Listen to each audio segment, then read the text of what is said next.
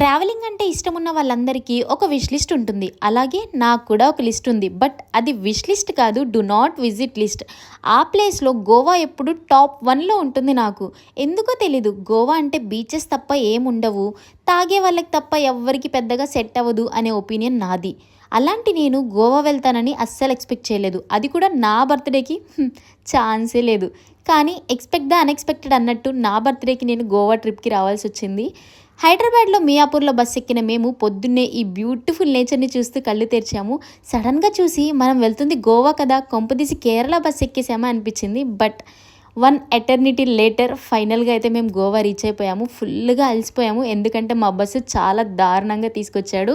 And Goa reach అవ్వగానే first అయితే bikes rent తీసుకున్నాము. ఎందుకంటే పబ్లిక్ ట్రాన్స్పోర్ట్ని నమ్ముకుంటే టైము అమౌంట్ రెండు చాలా వేస్ట్ అయిపోతాయి. అండ్ మా బైక్స్ తీసుకొని మేమైతే ఫస్ట్ హోటల్లో చెక్ ఇన్ అయిపోయాము. హోటల్లో చూశారు కదా, నాకు ఈ క్యూట్ లిటిల్ ఫెలో ఫ్రెండ్ అయ్యాడు.